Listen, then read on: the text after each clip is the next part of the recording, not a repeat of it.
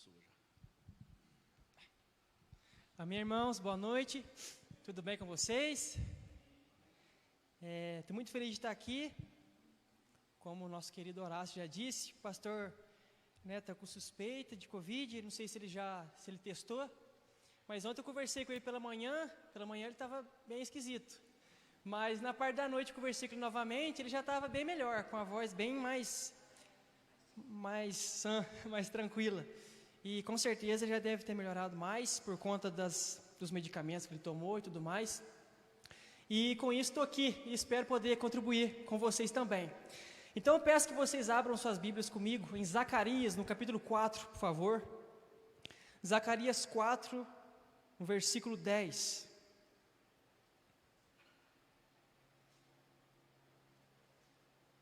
Zacarias 4, no versículo 10.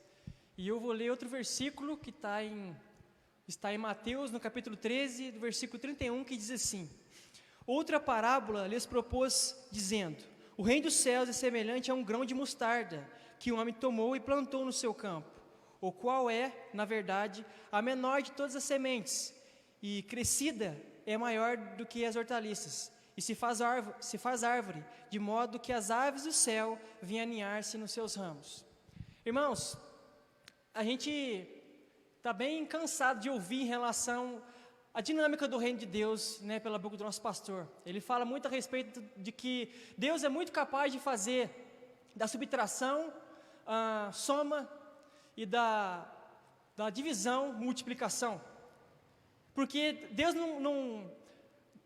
não precisa de nenhuma capacidade humana, nenhuma realidade que nós estamos acostumados a ver na sociedade para trabalhar. Porque Ele é dono de todas as coisas, e em todas as coisas Ele se manifesta. Ele pode fazer do dia para a noite uma grande realidade acontecer, na qual nossos olhos de repente não poderiam imaginar, ver, a nossa mente não seria capaz de produzir. Então, essa é a dinâmica daqueles que estão em Cristo Jesus. Se nós estamos diante de uma situação difícil demais, uma realidade um pouco conflituosa, desafiadora, nós sabemos que diante da realidade, da dinâmica do reino de Deus, uma coisa grandiosa pode acontecer. Mas não precisa uma coisa grande começar para que ela continue sendo grande e terminar grande. Mas uma pequenina coisa pode ser dada na minha e na sua mão para que isso possa continuamente crescer e se tornar uma coisa grandiosíssima, surpreendente e abençoar a minha vida, a sua vida e todo o reino de Deus. E o povo que está perdido no mundo e que também é do reino do Senhor. Então nós temos que entender essa realidade, a realidade de que o reino de Deus começa pequeno em muitas coisas, mas que se nós tivermos a fé de Jesus, a fé em Jesus, a fé no reino de Deus, a fé na sua palavra, Deus pode desenvolver coisa grandiosa, colocar nas nossas mãos para nos surpreender e para fazer coisas grandiosas. Em relação a isso, Zacarias, esse capítulo 4, no versículo 10, tem muito a nos ensinar. Essa história é realmente em relação a uma coisa pequena demais, mas que na mão de Deus se tornou uma coisa grandiosa, que aos olhos de muitos não teria futuro, não teria sucesso, mas quando o Espírito Santo intervém na vida de alguém, coloca uma palavra, uma direção, ele pode fazer além das expectativas humanas.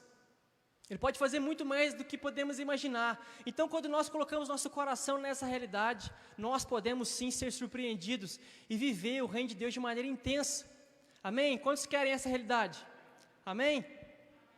Então, quero ler com vocês aqui. Pois quem despreza o dia dos humildes começos, esse alegrar-se-á vendo o prumo na mão de Zorobabel. Vou ler novamente.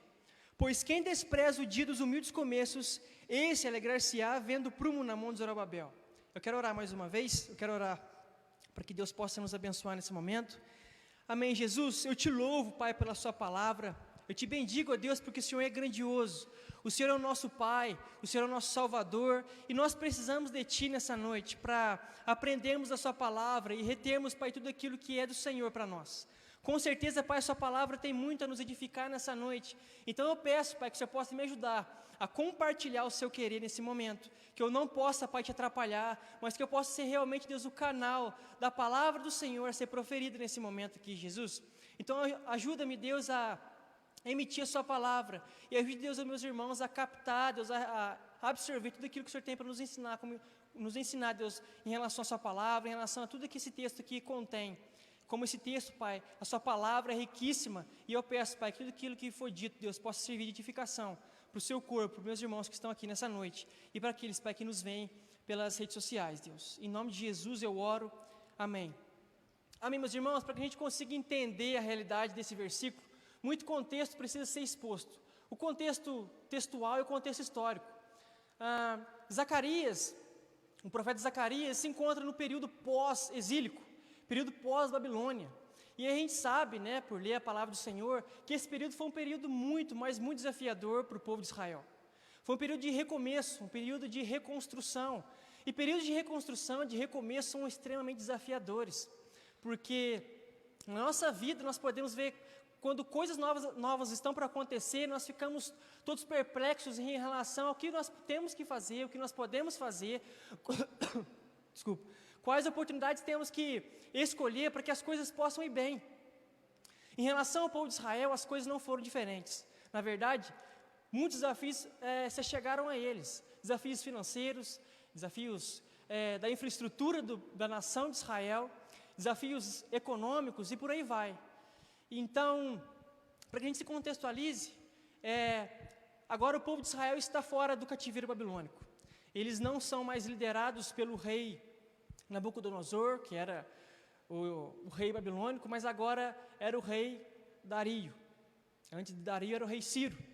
E as políticas eram mais flexíveis em relação ao domínio das nações, que a Pérsia agora era a nação dominante. A política dela era mais flexível em relação às nações que ela dominava.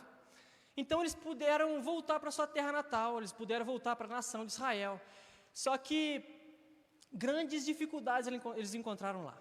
Só que aí, nesse momento Deus levanta Zorobabel como governador, Deus levanta Esdras como uma espécie de um sacerdote e um professor para ensinar a lei.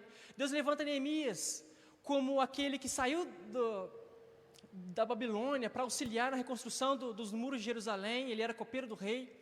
E Deus levanta também Josué como um sumo sacerdote. Então nós vemos a realidade espiritual, Deus levantando homens de frente para trabalhar, e na realidade também política, governamental, também Deus levantando pessoas para atuarem.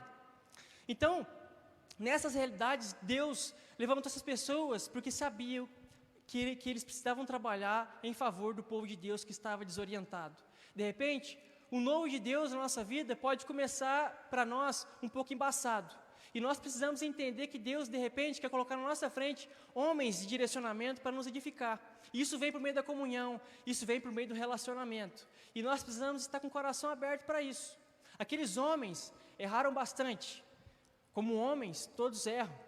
Mas foram homens especiais demais, porque se colocaram à disposição de Deus para fazerem coisas especiais, coisas grandiosas, que de repente outras pessoas não se colocariam à frente para fazer. Então, nós temos que entender essa realidade. Qual tem sido o nosso posicionamento em relação ao novo de Deus, que está diante de nós? Nós temos que nos disponibilizar a viver as grandiosas coisas de Deus. Nós sabemos que podemos errar, mas Deus pode nos capacitar, nos perdoar e nos orientar a fazer as coisas especiais. Se nós formos ler o livro de Esdras, Neemias, nós vemos um erro de Esdras, outro erro de Neemias, que fez com que eles trouxessem problemas para aquele momento deles lá. Mas eles conseguiram contornar situações e trazer bênção. E eu quero falar isso especificamente porque, de repente, nós olhamos para esses homens e às vezes pensamos, nossa, esses homens viveram coisas grandiosas demais, coisas que talvez eu não consiga experimentar. Talvez não mesmo, na proporção que eles experimentaram. Mas, de repente, Deus quer colocar na nossa frente, Jesus, por meio do Espírito Santo, quer colocar na nossa mão um trabalho que só nós podemos fazer. E que só nós podemos fazer, porque aquilo que eu carrego de Jesus, aquilo que eu carrego do Espírito Santo, como identidade do corpo de Cristo, nenhum outro irmão pode fazer, pode realizar. E se eu me colocar à disposição de Deus, Deus com certeza me capacitará, nos capacitará a viver coisas grandiosíssimas. Então, meus irmãos, as coisas começaram muito difíceis depois que eles saíram da Babilônia. Eles encontraram o templo totalmente destruído. Eles encontraram os muros de Jerusalém abaixo. Toda a nação estava devastada, pequenas casas ainda permaneciam, de poucas pessoas que ficaram nas terras de Jerusalém, de Judá e de Israel. Então o quadro era dificílimo, mas Deus levantou profetas como Zacarias e Ageu para apontar uma direção de reconstrução, apontar uma direção de algo novo que poderia acontecer se os homens se colocassem à disposição do reino de Deus. Amém? Então, dificuldade financeira bateu as portas. Um desastre religioso estava batendo as portas, porque muitos se casaram com mulheres de outras nações. Isso, a Torá, a lei do Senhor, não aprovava. Então estava tudo muito bagunçado. E quando eles começaram a trabalhar para o Senhor, nas reconstruções, na reconstrução do templo, na reconstrução do muro, não bastava as dificuldades financeiras, econômicas e espirituais. Outras nações vieram para interferir, para impedir, para confrontar essa realidade de reconstrução. E no capítulo 3 de Esdras, que nós vamos ler, expõe muito bem essa realidade do desânimo em relação aos desafios. Um desafio foi as nações que vieram de frente confrontá-los para impedir essa reconstrução. Outra realidade de dificuldade, de desafio, foi a realidade de que existiam ainda anciãos, homens que viveram no período pré-exílico e viram o templo de Salomão. E a gente sabe que o templo de Salomão era um templo suntuoso, um templo que era invejável, era uma coisa fora do normal. E eles olharam para aquele templo e viram os alicerces do templo sendo lançados e perceberam que as dimensões não eram as mesmas. A realidade não era a mesma, a condição não era a mesma. Então os idosos, os anciãos começaram a se desesperar. Olha o que diz o versículo 12 do capítulo 3 de Esdras. Porém, muitos dos sacerdotes e levitas e cabeça de famílias já idosos, que viram a primeira casa, choraram em alta voz, quando à sua vista foram lançados os alicerces desta casa. Ele continua dizendo, a respeito dos mais novos, aqueles que já nasceram na Babilônia e já viram já nasceram em outro contexto. Mas eu quero dizer que diante do novo de Deus, de uma realidade que Deus quer trazer nova na nossa vida, a gente não pode andar em comparação. A gente não pode andar comparando com aquilo que foi feito, mas aquilo que nós temos que ter como motivação é aquilo que o Senhor pode fazer, através das pequenas coisas, através das pequenas realidades.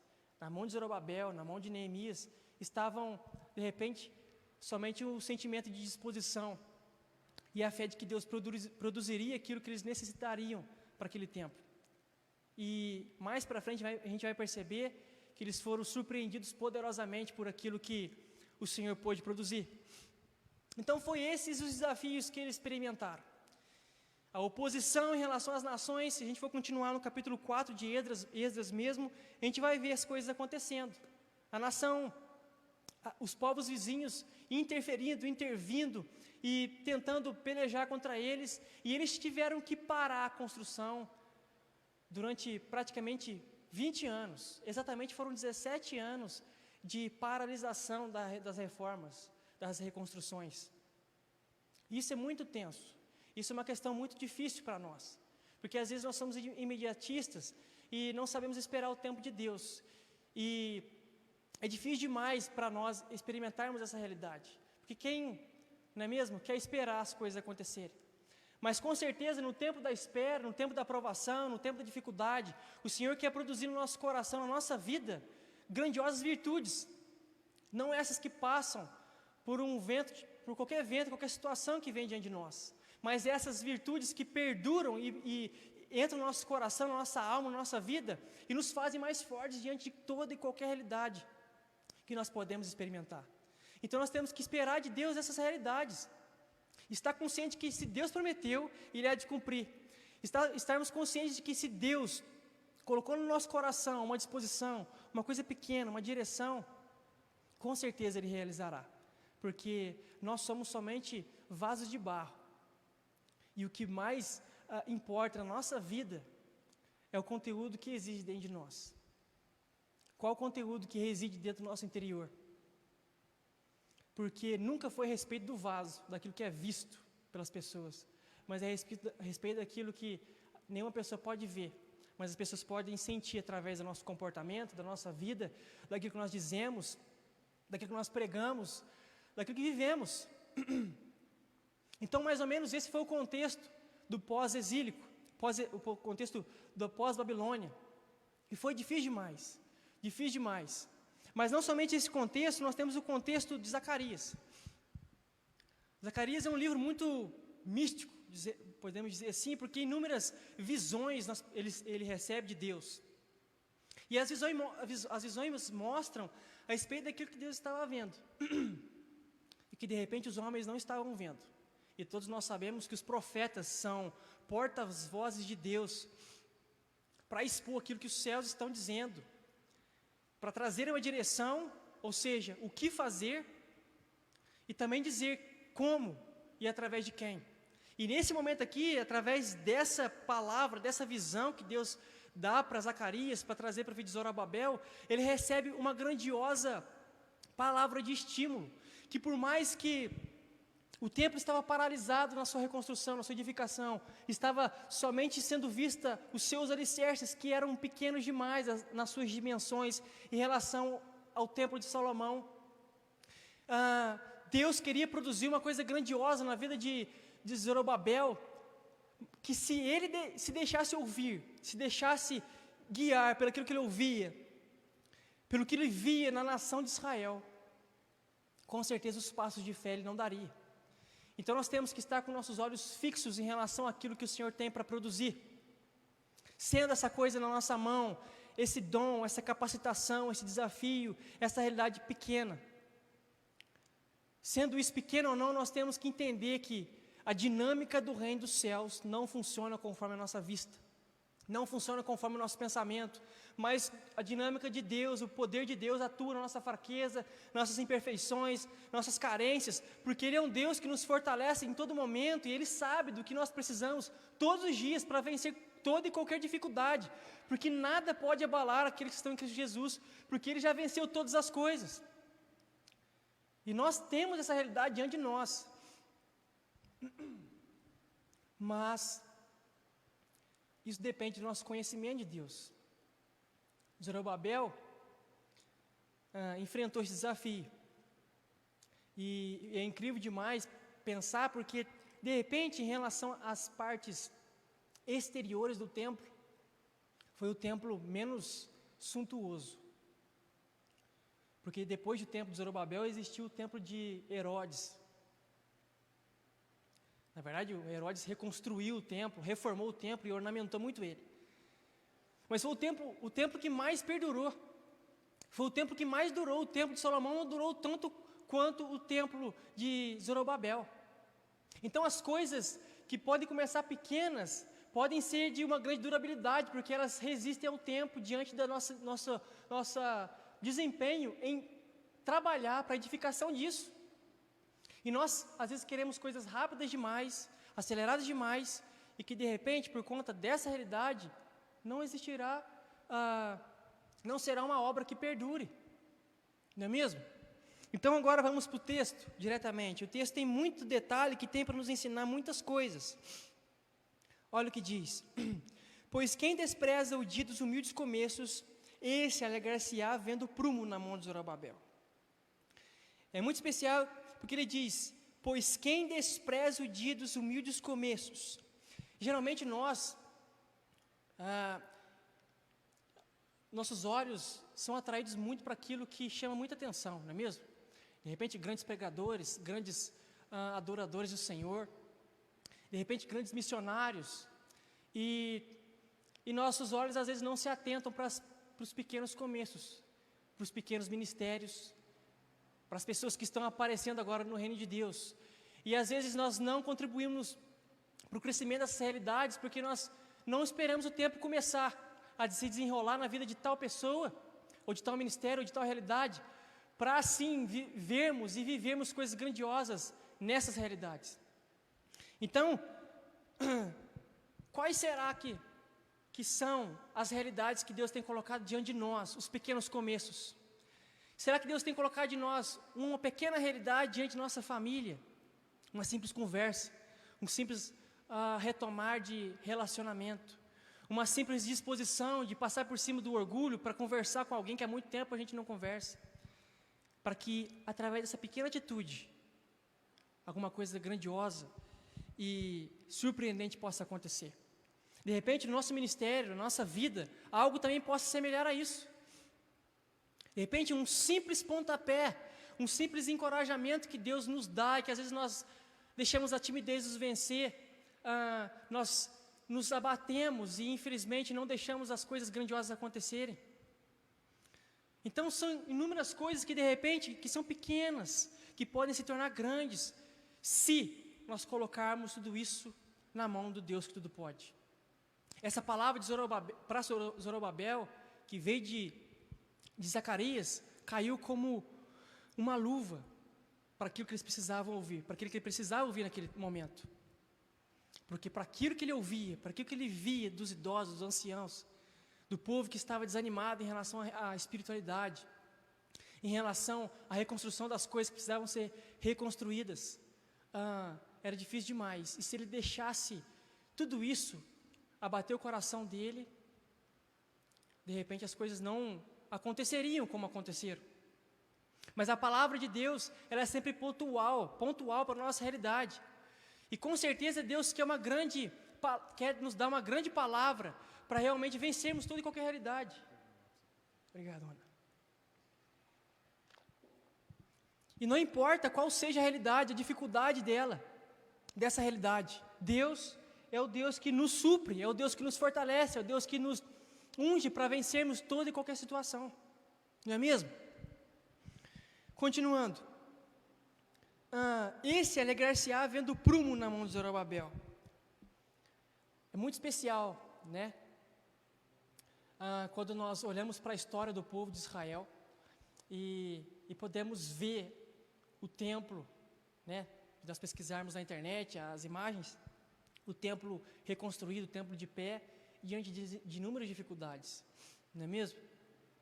Mas com certeza a alegria daqueles que trabalharam na construção do templo, a alegria foi muito mais intensa, porque sentiram na pele como foi trabalhar para o seu Senhor. Com certeza também muitos se alegraram vendo o templo sendo levantado, mesmo não tendo trabalhado, mas o sentimento não é o mesmo, o gozo não é o mesmo, a celebração não é a mesma. Lógico que nem todos foram chamados naquele momento para trabalhar nessas reconstruções, mas com certeza Deus tem um trabalho especial para toda e qualquer pessoa que se dispõe a trabalhar para o reino dele. Então, nas realidades do reino de Deus, nos novos começos, nos pequenos começos, quem nós temos sido? Aqueles que se alegram com aqueles que têm feito muita coisa bacana?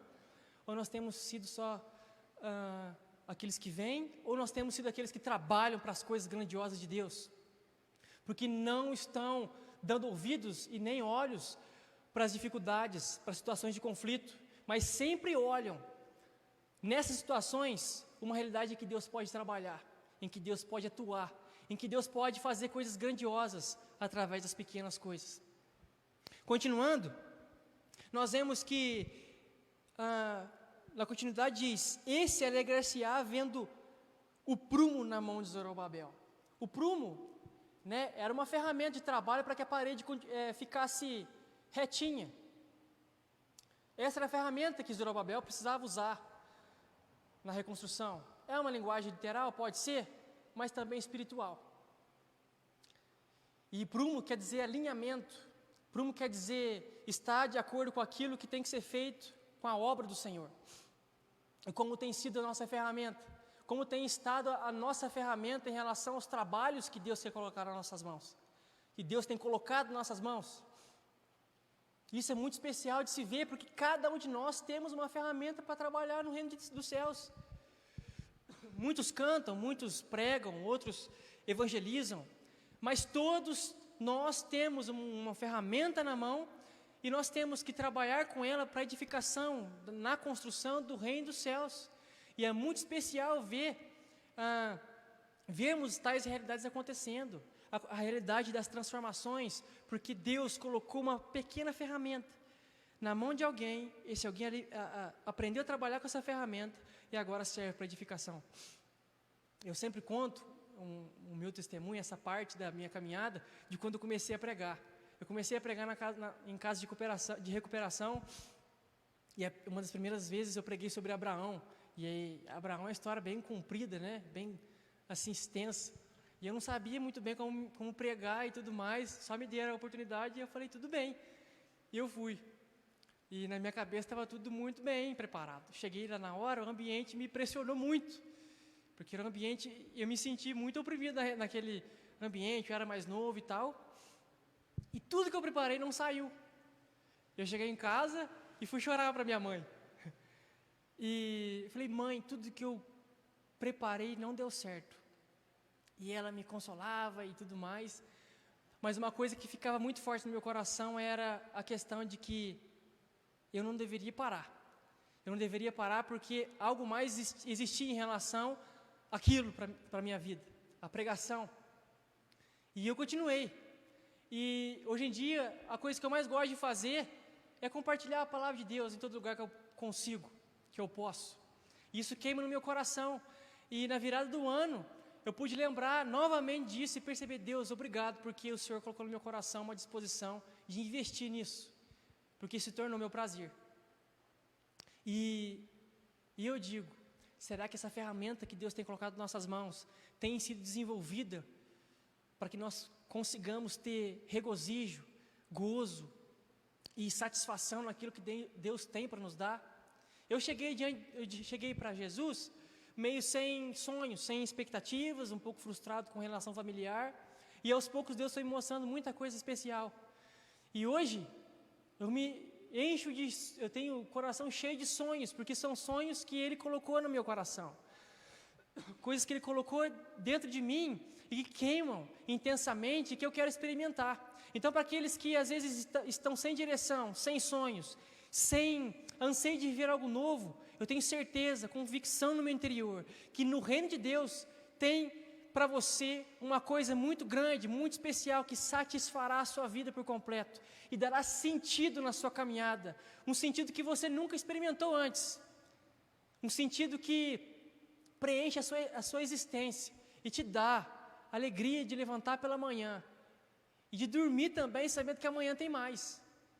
Então, Zorobabel tinha um prumo na mão, literalmente falando, ou figuradamente falando, e ele exerceu seu ministério. Será que nós temos exercido o nosso ministério? Será que nós temos realizado a vontade de Deus para nós? Como isso é grandioso, né, irmãos? E por último, Zorobabel. Zorobabel quer dizer plantado na Babilônia. Ele foi da geração que nasceu praticamente na Babilônia. Como eu disse em Esdras 3, os idosos, os mais velhos, eles contemplaram o templo de Salomão. E eles viram aquilo que Deus poderia fazer. Aquilo grandiosamente construído pelas mãos de Salomão. Então aquilo foi um presente de Deus, um trabalhar de Deus na vida, através da vida de Salomão. Todos os recursos, toda a possibilidade foi dada por Deus.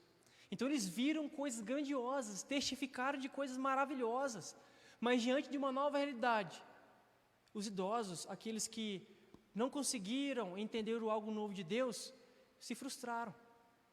E Zorobabel, que nasceu no meio do caos, no meio da dificuldade, no meio do aprisionamento, no meio da escravidão, ele, por mais erros que ele teve, mais dificuldades que ele passou, recebeu de Deus uma palavra, uma direção, e ele foi para cima. E o templo foi construído.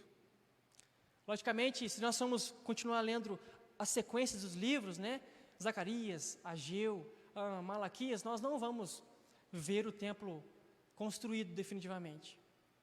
Mas nós temos acesso a inúmeros textos, inúmeros documentos que nós podemos acessar a isso e que nos mostram que o templo foi construído. E foi o templo que mais perdurou, como eu já disse. Mas nós temos que entender que, diante da nova realidade que Deus pode nos colocar, nós não devemos colocar como parâmetro aquilo que aconteceu aquilo que nós vivemos no passado. Porque Deus pode fazer algo novo de novo. Deus pode produzir coisas especiais, dons, virtudes, enfim, presentes de Deus, da parte dele para nós, que cairão como uma luva para um tempo especial e pontual. Amém, meus irmãos? Só que não somente em relação a isso, a esse versículo, se Zorobabel tivesse recebido só isso aqui, já estaria muito especial. Mas existiu um outro conselho que está no versículo 6 do mesmo capítulo, que com certeza fez toda a diferença, que faz diferença na nossa vida se nós seguirmos esse conselho. Olha o que diz: prosseguiu ele e me disse: esta é a palavra do Senhor a Zorobabel, não por força nem por poder, mas pelo meu espírito, diz o Senhor dos exércitos. Mais uma vez, não por força nem por violência, mas pelo meu espírito, diz o Senhor dos exércitos. Então nós temos que entender que diante de toda situação, a nossa capacidade, as nossas forças, a nossa inteligência, a nossa capacidade intelectual, não será nada diante da intervenção poderosa do Espírito Santo de Deus, da capacitação dEle, do poder dEle. Então que nós possamos entender essa realidade para nossas vidas. Entender que o Espírito Santo ele pode nos conduzir em toda e qualquer situação vitoriosamente. E que até os desafios que podem aparentemente nos abater, podem e vão produzir no nosso coração virtudes especiais para vivermos coisas grandiosas. Amém? Só que, não somente isso, Zorobabel é uma prefiguração de Jesus Cristo. E isso é muito especial. Zorobabel, ele reconstruiu o templo. E a gente sabe que Jesus Cristo, ele disse em Marcos, na verdade, no capítulo 14, versículo 58, o seguinte: eu destruirei este templo construído por mãos humanas, e em 3 dias edificarei outro, não erguido por mãos humanas. E nós sabemos qual é esse templo. Nós sabemos que Zorobabel reconstruiu o templo físico para o povo de Israel adorar o Senhor. E isso era muito especial. Mas agora, a nova realidade que nós estamos vivendo é que nós, a Igreja de Cristo Jesus, é o templo especial e imbatível, indestrutível, se estiver fixada na pedra de esquina, ou seja, no prumo, que é o nosso Senhor Jesus. Não somente isso, não somente Jesus é como o Zorobabel como Jesus, que foi o construtor do templo, mas Jesus também era a ferramenta, é o prumo, é a pedra de esquina, é a pedra angular.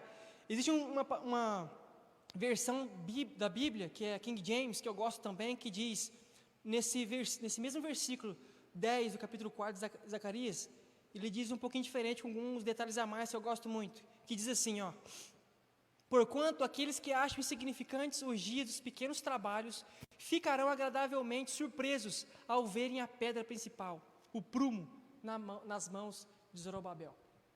Olha que especial, um apontamento para aquele que nós sabemos que é a pedra principal, a pedra de esquina, a pedra que muitos rejeitaram, mas que serviu como pedra de tropeço para esses.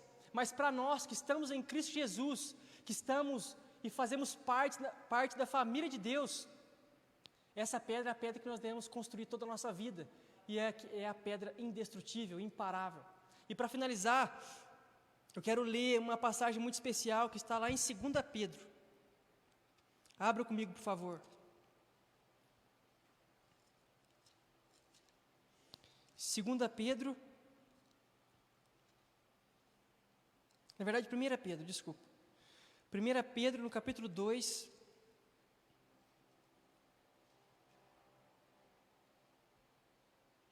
versículo 4, que diz assim: chegando-vos para ele a pedra que vive, rejeitada, sim, pelos homens, mas para Deus eleita e preciosa.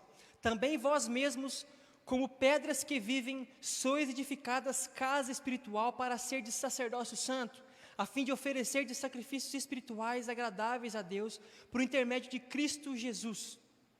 Pois isso está na Escritura: eis que põe em Sião uma pedra angular, eleita e preciosa, quem nela crer não será de modo algum envergonhado. Para vós outros, portanto, os que credes, é a preciosidade, mas para os descrentes, a pedra que os construtores rejeitaram, essa veio a ser a principal pedra angular. Pedra de tropeço e rocha de ofensa. São estes os que tropeçaram na palavra, sendo desobedientes, para o que também foram postos. Vós, porém, sois raça eleita, sacerdócio real, nação santa, povo de propriedade exclusiva de Deus, a fim de proclamardes as virtudes daquele que vos chamou das trevas para a sua maravilhosa luz. Até aqui. Então, meus irmãos, essa é a realidade do novo templo, a realidade dos céus tocando a terra. Em Jesus nós temos que construir toda a nossa vida. Em Jesus nós temos uma ferramenta para trabalhar. Em Jesus nós temos a intervenção celestial sendo derramada nesse tempo agora. Porque o que Ele fez rompeu toda a divisão que existia entre nós e Deus, e agora nós temos acesso direto ao Pai para vivermos toda e qualquer realidade. Então que essas palavras, que essa palavra de estímulo, essa palavra de direcionamento possa alimentar todo o nosso ano e mostrar que nós não devemos desprezar os pequenos começos, mas olhar para cada um deles com o olhar do Reino dos Céus, que aponta que se eu disponibilizar o meu coração para trabalhar para o Reino dos Céus, através dos pequenos começos, grandes coisas podem realizar, porque o Reino dos Céus começa como uma pequena semente de mostarda, e se alimentada, se regada, pode virar uma grandiosa árvore, e essa árvore abrigar inúmeras aves, e trazer sombra e descanso. Amém? Essa é a palavra que eu queria trazer, e quero finalizar com uma oração. Amém, Jesus, eu te louvo, Pai, por essa palavra, Deus, especial, Deus, para os nossos corações. Eu te agradeço, Pai, porque o Senhor sempre tem palavras especiais para a nossa vida e que colocam diante de nós, Pai, uma perspectiva de vitórias, Deus. Por mais que os desafios possam acontecer, por mais que as situações possam parecer, às vezes, difíceis demais, o Senhor sempre está olhando para nós, Deus, e dizendo, eu estou aqui para te auxiliar e te capacitar em toda situação. Então não temas. Então, Jesus, que nós possamos realmente entender essa realidade, confiar no Senhor, que é o construtor supremo, e que também é a pedra angular, que aponta a direção e que faz com que toda obra se permaneça de pé. E eu te louvo por isso, Pai, porque no Senhor nós temos uma esperança que vai além do que nós podemos ver, Senhor Jesus, do que nós podemos sentir, porque o que o Senhor fez, Deus, atravessou todos os séculos e realmente é uma obra, Deus, que nos surpreende. E que nós possamos, Deus, experimentar essa obra poderosa, portentosa, grandiosa, Deus, em todos os dias de nossas vidas, Deus, para realmente te louvarmos, te engrandecermos, te glorificarmos, Pai, com a nossa vida, com o nosso coração, com nossa boca, com todo o nosso respirar, Senhor Deus. E assim eu louvo o seu nome, eu louvo o seu nome, Deus, porque muito mais do que nós pensamos, o Senhor tem para nós. E eu te agradeço, Jesus, e assim oro. Aleluia, Pai. Amém e amém.